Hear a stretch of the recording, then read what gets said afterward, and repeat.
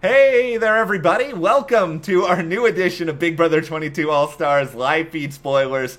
This is the day before the finale, and, unless something, truly insane happens on the feeds over the next little while, this is probably our last live feed update of the season. Crazy, right? I don't even know what we're going to do with ourselves. What are we going to do? I don't know, probably just watch This Is Us and cry or something, which we're having a video on This Is Us. That wasn't even an intended plug. It's just There's 2 episodes tonight, guys. Yeah, it's going to be weird not having the show. We're definitely going to miss it, but we have the finale tomorrow. Yep. We are going to do a video about the finale. We'll do one as well discussing season 23, suggested changes. We still have a lot of coverage coming. Yeah, so make sure you guys are subscribed to the channel, and that way you guys just won't miss anything that we do still have coming up. Because we're not just Big Brother. We do have This Is Us. We're doing Dancing with the Stars. We're doing Bachelorette tonight as well. Man, it is a busy night tonight. Yeah. And Amazing Race. Yeah, we've got a ton of stuff coming up, but, we'll talk in this video as well about some of the stuff we saw in Monday's episode, because there was some fun stuff in Monday's episode, more so than I was even expecting. Yeah, I agree. Well, okay, we'll start with giving just a little bulletin, I guess, on the live feeds. Is there any more hope for Enzo than there was yesterday? He's not really necessarily campaigning to Nicole, but he is talking to her and sort of, complimenting her on her game and stuff like that. The stuff she needs to hear. I'll say this. Enzo, he was like, you did what you have to do, you laid low. He's like, is this kind of a backhanded compliment, Enzo? You're just sort of saying, well, Nicole, you didn't do a lot. I guess that's what you had to do. Nicole was in a really strange spot this season because it's All-Stars. And she's a past winner. I think people expected that she should have to play harder than everyone else to win that 2-time title. And I agree on that. But at the same time, she is a previous winner. So laying low is a strategy that makes the most sense for a previous winner to be able to get anywhere near the end. I'm having a lot of emotion about Enzo at this moment. I'm going to have a little Enzo therapy here, because there's a part of me that's really irritated with him because I want to see him do more. I want to see him campaign harder. I want to see him actually really try to make his case as to why he's better to sit next to in the final 2. But I also recognize that if he goes to Nicole and is just like, listen, that's it, yo, I'm doing this, Cody's gonna do that for you, and all that, there's a chance Nicole runs back and tells Cody all of this, and then Cody doesn't want to take Enzo if he is still considering it on some level. Enzo is in a really hard spot. He can only really do what he's doing, which is complimenting Nicole. Which is actually okay, because that is something that she does respond really well to.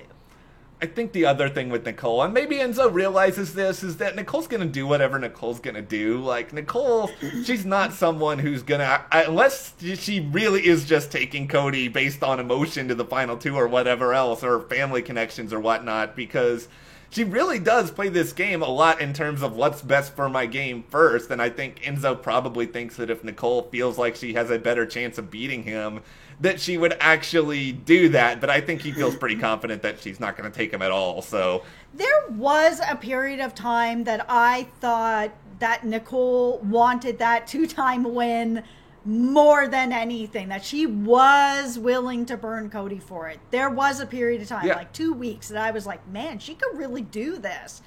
But the past week or so, I'm starting to feel a little more like it's just not going to happen. She's been really over practicing her speech, and she's practicing it against Cody. She's not really practicing that much against Enzo. So she feels like either Cody's going to win and take her, or she's going to win and take him. This is how I feel about Nicole right now, because she is going over all of her speeches. She's coming up with questions people are going to ask her and answers. And there's a school of thought that's okay, yeah, this is really good. You're going to be prepared for everything. But I'll say this, is that I think this hurt Dan in 14 a lot, where I felt like Dan came across as very rehearsed in front of that jury, and maybe it wouldn't have mattered one way or the other. Maybe Ian would have won regardless, but it just felt like Ian spoke more from the heart, and it felt like Dan was sort of too pre-planned, too robotic, and Nicole there's already questions, I think, about how genuine she is that people ask. And I think if she comes in there with just all of this stuff planned out, it may come across as artificial.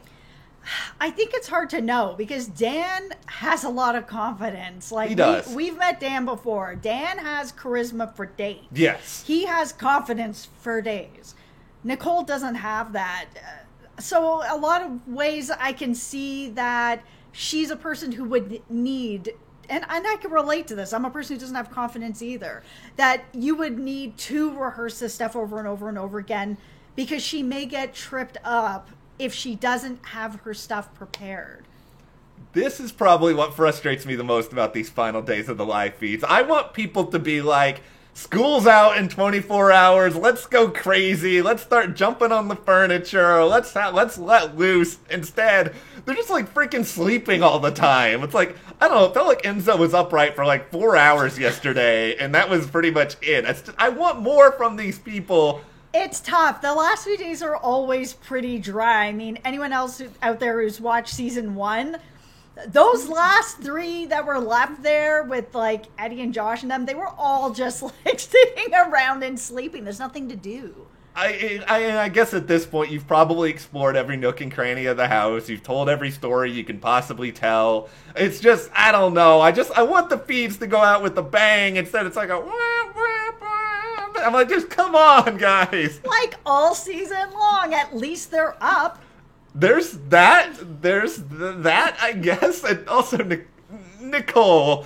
Like, there's this conversation about sort of people being excited to see their family or get their phone back or whatever. It feels like Nicole is, like, just as concerned about learning whether or not she's hated than anything else, which I guess it's kind of her MO, but Nicole, there was a wall yeller that was coming at you. Zingbot came at you. I feel like you kind of already know. I completely understand where she is coming from because her business is online and it is about being liked. And I'm sure with the wall yellers, I'm sure production has told her some stuff like about the Ian thing that was going on, the mocking, and maybe, you know, it feels like they got a bit of a talking to.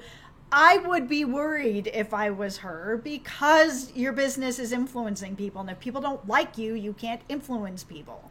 Like, I'm not trying to turn this into a drag Nicole party or anything, but I just feel like the finale, I don't necessarily need to see all these people, all the pre-jurors come on again and just tear Nicole a new one or whatever else. But the one question I really do want an answer on, and this is the thing that kind of keeps me from being more of a Nicole fan, because I do think Nicole is a great player. Like, I will never say otherwise. It's just that, why don't you just own more the style of game that you play? Why don't you just express that more? Because I think people would have so much more respect if she's like, yeah, I intentionally say that I suck a lot of times at various things. I'm intentionally manipulative. I do all this stuff and act like it's really hard on me, even though it's not. I just wish someone would call her out on that and she could give a real articulate answer. I don't think it's ever going to happen, but I wish it would. No, and I actually understand why it doesn't happen, and it's for what I had just said. She's an influencer. You can't go out there and be like, I manipulate people, and I lie to people, and I say what I don't mean, and hey, buy this tummy tea. It doesn't work like that because this is a reality show. There is a lot of people that think that who you are on this show is who you are in life, and that is not always the case. Unless you're Eddie McGee, you are exactly the same. I think ultimately, I don't know if we're gonna have like those many of the, you know, the Eddie McGees of the world on Big Brother again, and I hope it's tough. I hope I'm wrong. It is an era where people are a lot more cognizant of how they're presented and all that sort of stuff. You're afraid of owning stuff, but we'll get into the episode last night. I think there's some interesting stuff here. The first thing I want to talk about is that pre-jury, that group meeting was telling. And I was just like, and I agreed with a lot of stuff they were saying. Like, I think it was Bailey was saying that Enzo was playing this really great strategic game and that if he was up against Cody, that it would be a close race. And I had thought that as well. But when I hear the actual jury be like, Enzo, meh, meh, meh, it's so different because they've gone home and watched what Enzo has done socially, and the people in the jury just don't have all that information. First of all, I feel like Bailey has been on the Enzo train with us for a while, which I appreciate. I know Enzo. That's okay. I was on the Bailey train too, so yeah. I appreciate we're all on the same train. Yeah, Enzo was so bummed when Bailey was evicted too. I think he really liked her, but he does. I think the big thing is, we've talked even about this with Enzo before, and it's similar to Godfrey from Big Brother Canada, where a really good player who they don't do enough of showing other people how good they are throughout the season. And I think, a lot of these pre-jurors, they've gone and they've seen Cody is the dominant player of the season. Like, in my mind, he's been really dominant strategically. He's been decent socially, like, not perfect, but I think Enzo is amazing socially, and that's the part of the game that you never get enough credit for in the house. Yeah, but it was interesting too, because in the pre-jury there was a lot more old school players that look less at competition and look more at strategy, social game, all that type of stuff. So when they're looking at it and hearing multiple people say, if it was Cody versus Enzo, this jury right here would be like, ooh, I don't know, man. We got Cody over here's played a pretty decent game with comps. Enzo over here's played like an incredible social game. Who really gets it? I was just like, wow, this is really more interesting. The best thing I could say about Enzo's game is that for almost the entirety of the season, no matter who was in the house, if any one person won HOH, none of them would probably have Enzo on the block. And I put it this way because, let's say Kaser had won HOH at some point. He may have gone after Cody, or he may have gone after some of these other big players like this. Like, Kevin certainly would have gone after Cody. But it is I don't know anybody who is Enzo is my number one target, or even Enzo is my number two target for the vast majority of the season. The other thing that they brought up, which is sort of the hill that I have been dying on all season, is the idea that he was not part of this big alliance. Yeah. He was really only aligned with one person. I don't count the wise guys because he didn't count the wise guys. Clearly. He was with one person. He was not part of the dominant alliance. And I think it was, again, Bailey who was like, not only did he never see the block, not part of the dominant alliance, but that alliance got rid of 4 of their own alliance members, and they still haven't looked at Enzo. That is really incredible, and I agree. I think it is incredible. I think they did a good job of talking up Enzo a good bit so that people recognize him more for some of what he's done. I think they did a good job, of course, talking about Cody and how good Cody has been on a lot of different stuff. I mean, the Nicole stuff, it was a little bit more awkward listening to them talk about it because Janelle just can't stand Nicole.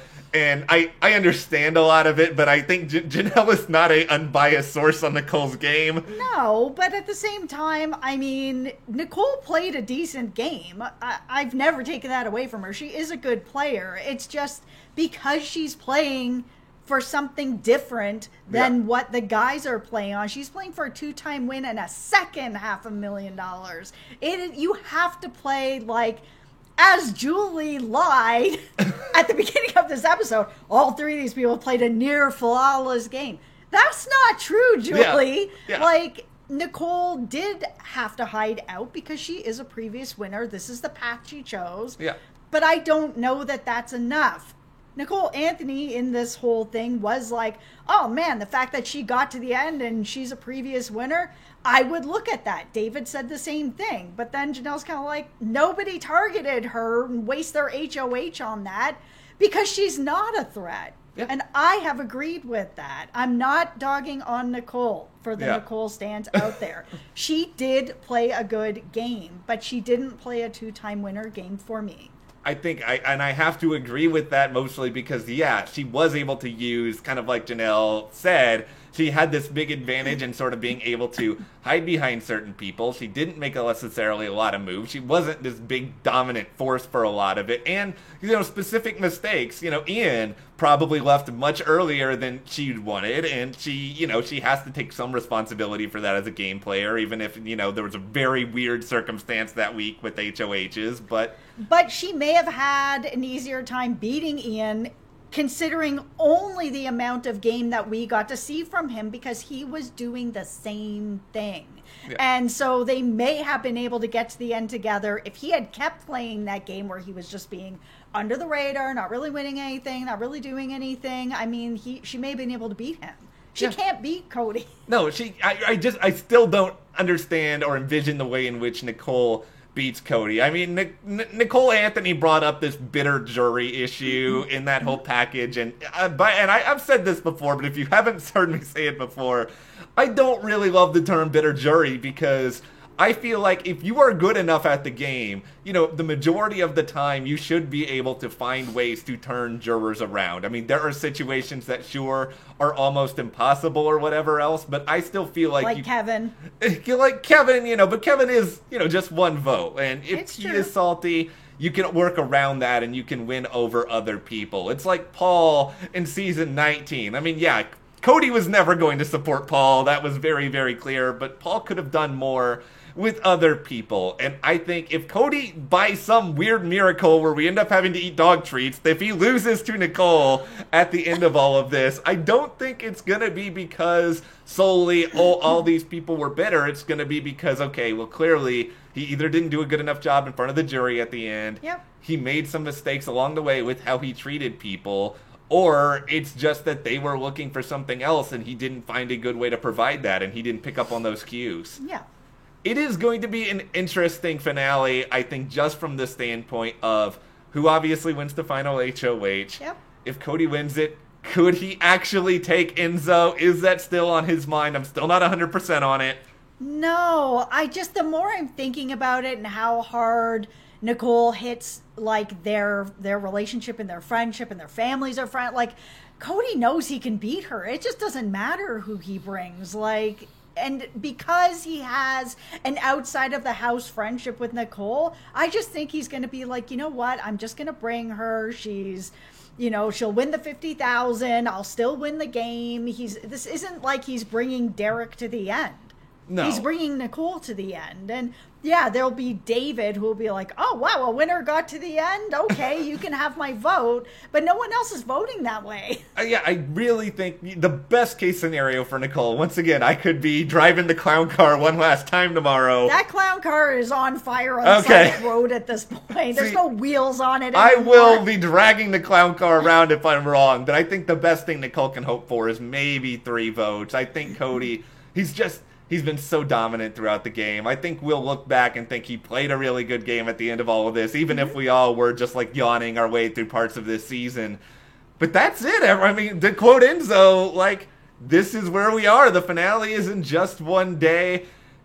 It's almost over. The cat ran out of lives, as the grave said. So that whole first HOH, it was interesting to see it because we had seen Cody complaining about how he was being thrown into the wall more, thrown into we didn't know what it was. Now we know it's a moon, that he was getting thrown into it more. And it seemed that only really happened when they lowered it.